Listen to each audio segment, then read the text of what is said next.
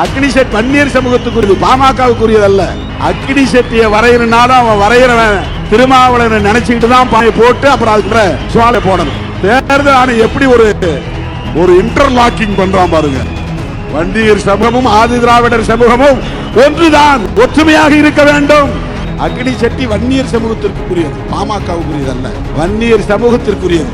அவங்க அதை கையாளுறாங்க. விடுதலை சிறுத்தைகளின் சின்னம் பானை, அது அக்னி பானை, இது அறிவு பானை. சூடு சரணை கெட்டவன் யாரும் சொல்லக்கூடாது.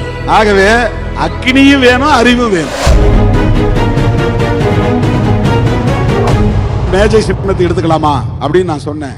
அவர் அப்படி புரட்டிட்டே வந்தவர், இதாங்க இதான் உங்க சின்னம், இதை எடுத்துங்க அப்படின்னாரு. என்னன்னு பார்த்தா பானை. பானை சின்னம் கண்டவர் அண்ணன் எம்ஆர்கே பன்னீர்செல்வம் அவர்கள்.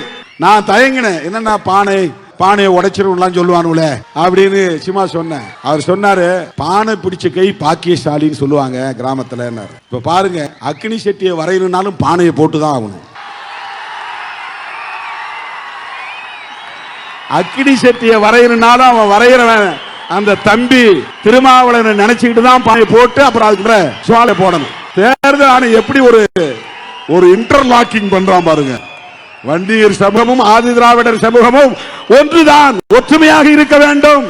அக்னி செட் வன்னியர் சமூகத்துக்குரியது, பாமகவுக்குரியதல்ல. அக்னி செட்டி வன்னியர் சமூகத்திற்குரியது, பாமகவுக்குரியதல்ல, வன்னியர் சமூகத்திற்குரியது. அவங்க அதை கையாளுறாங்க. விடுதலை சிறுத்தைகளின் சின்னம் பானை, அது அக்னி பானை, இது அறிவு பானை.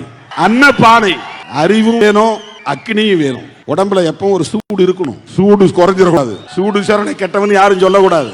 ஆகவே அக்னியும் வேணும், அறிவும் வேணும்.